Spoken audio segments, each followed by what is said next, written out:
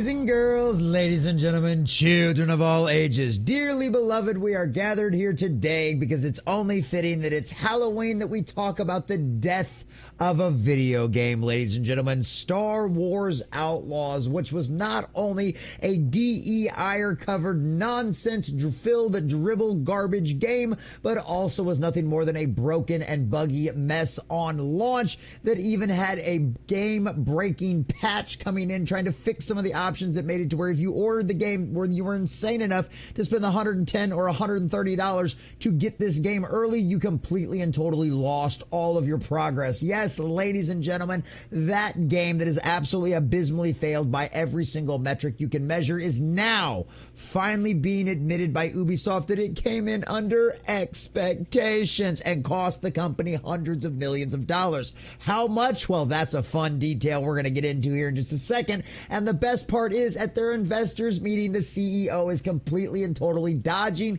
questions like the coward he is because they know they are completely and totally screwed on this game. And boys and girls, it is spooky season after all, and there is nothing scarier than Star Wars Outlaws numbers right now. So we're going to check out this article from That Park Place. We've also got another one over here covering the exact same kind of similar stuff, but going along with everything that happened over there at that investors call meeting. We're going to give you all the juicy details and see exactly how much of an abysmal flop this game really is. But before we do, if you do enjoy our content, hit that like button, share with all your friends, and subscribe or follow if you have not already, boys and girls, because we are grinding, we are growing, we are just crossed 600, we are on our way to 7, and I could not do that without every single one of you. Also, leave us a comment in the section down below. Did you even consider playing the Star Wars Outlaws game after all of the kind of crazy nonsense we saw with IGN and everything else? Or were you one out there that was like, no, hell no, not a chance in any way, shape, or form? Let us know what you think about all that in the comment section down below. And one of the fascinating things that I was talking about with my chat before we started recording this video, because we do all of this live, if you haven't checked it out, Monday through Friday at 11 a.m. over on the Common Nerds channel, either over on Rumble or on YouTube. You can find us where we live stream all of these games. Just find us on Twitter. But it's one of those situations where it's so funny. We were thinking about this because we're going to get into the review thing for a second. Well, maybe we'll just save it for the reviews. Ubisoft announces Star Wars Outlaws underperformed sales expectations, which means it flopped, despite achieving solid reviews. Yes, those solid reviews. Ubisoft announced in its first half 2024 to 25 earnings figures report that Star Wars Outlaws underperformed sales expectations despite achieving solid reviews. Now, that's one of the funny parts about that, because we all saw it was literally 1984 made real when it came to IGN and those first little previews that they were giving everybody. Because IGN, you can hear the commentator in the videos out there. He's like, oh man, this is great. The gameplay is so da-da-da-da-da. And we're literally watching this broken, buggy mess on the screen in a really low resolution, right, which should not meet kind of modern criteria in any way, shape, or form. And we're watching AIs like get shot and just like wander around aimlessly while IGN's trying to tell us, don't believe your lying eyes. This game is going to be fabulous. This game is going to be wonderful. I don't know how much Ubisoft paid IGN for those reviews or for those essentially lies, but it didn't work. It didn't pay off because guess what? Reality is still reality and people can still see through your BS. They are not the brainwashed sheep you all believed us to be. And that's why your game has flopped miserably. How much is it flopped by? Well, this is where they're reducing it down to so far. And remember, this is just their expectations. It's not reality. The company revealed that its net bookings came in at the low end of its revised expectations for the second quarter, just at $352.3 million. The company originally expected to have a net booking of $500 million, but significantly downwrote those expectations to the ranges between $350 to $370 after Star Wars Outlaws sales were soft and X-Defiant underperformed. Oh, the sales were soft? Well, according to all of the insiders we've been able to get a hold of, the only information we've got, and even supposedly from an insider inside of Ubisoft themselves, it was 1 million copies. Boys and girls, 1 million copies. Even if every single person, which we know they didn't, even if every single person did buy the $120 package, you're only talking 120 million, right? Which a game that cost hundreds of millions of dollars to develop that they're still spending money on right now because they're trying to fix it and improve the community response, which is not going to get them any farther in the sales in any way, shape, or form. It's going to be a miserable failure. This is not going to get any better whatsoever. Speaking specifically to Star Wars Outlaws, Ubisoft reported that the game underperformed sales expectations. Despite this, Ubisoft attempted to spin the game as positive writing.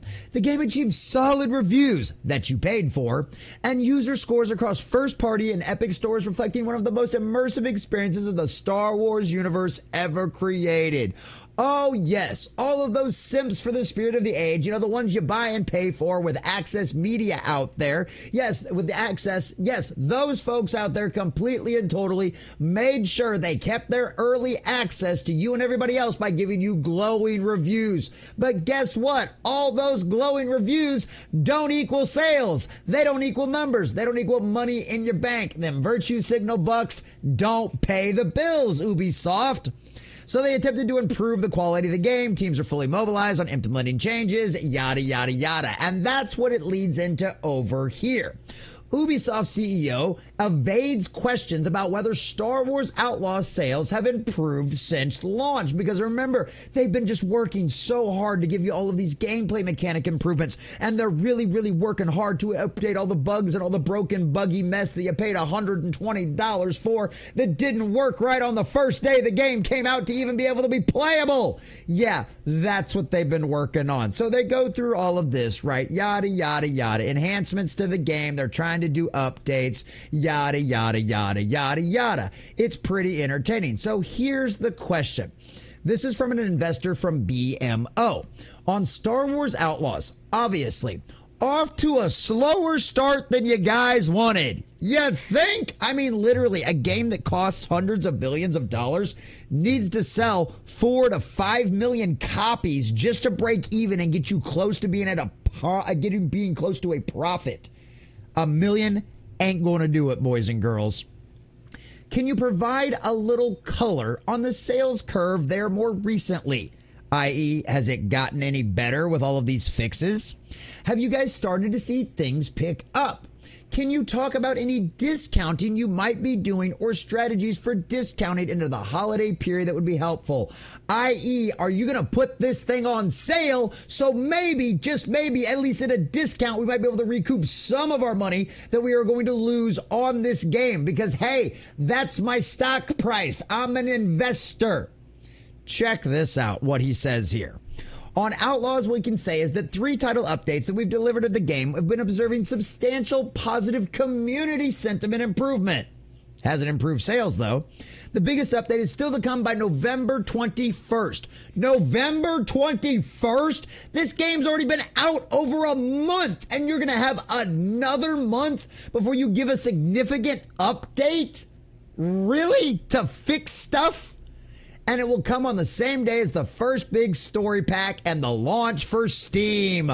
Oh, boys and girls, that is going to be candy, Peter. That is going to be candy when those Steam numbers come out, because that will give us real, legitimate, tangible data that we can prove irrefutably that nobody gives 2 craps about this game. And that is glorious. So we're putting ourselves in a position to have a must-play game that should address a mainstream audience for the busy season, and also to be a long-term seller. Hate to tell ya, that animal's out of the gate a long time ago. You are not getting anything back from what you have lost for this game in any way, shape, or form, homeboy. He added, it has great quality, and the team wanted to make sure that we'll remove a few frictions and implement some gameplay mechanics that will certainly delight the players. Oh, really? Are you going to do anything to fix that hideous protagonist? Probably not. Yes, we will be planning some promotional support throughout the busy season. Of note, he does not provide any color on the game's curve whatsoever.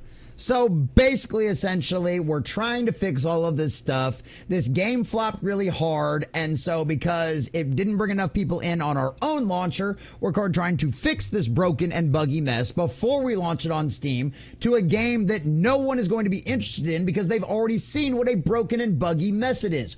And it's beside just that. It's beside just the ugly protagonist, right? At the end of the day, it comes down to this game has just been considered boring to anybody that's actually slodged and got their way through it. The missions are boring. It's just more fetch quests and all of that other kind of stuff. And you know what the funny part about this all is? You know what? For all of the broken and bugginess, for all the DEI, diversity, inclusion, and equity nonsense that was forced into the game and everything else, even with all of that, if they would have made one simple change, and boy, I hope there's some woke psychopaths out there that have stuck around this long in the game, because I'm going to tell you an absolute truth right now that is going to break your mind. If this game's main protagonist would have been Han Solo and not this uglified version of a beautiful woman, it wouldn't have mattered how broken and buggy of a mess this game was. It still would have sold like gangbusters, millions upon millions of copies. And everybody would have sat around, complained, whined, and would have waited for you to fix it.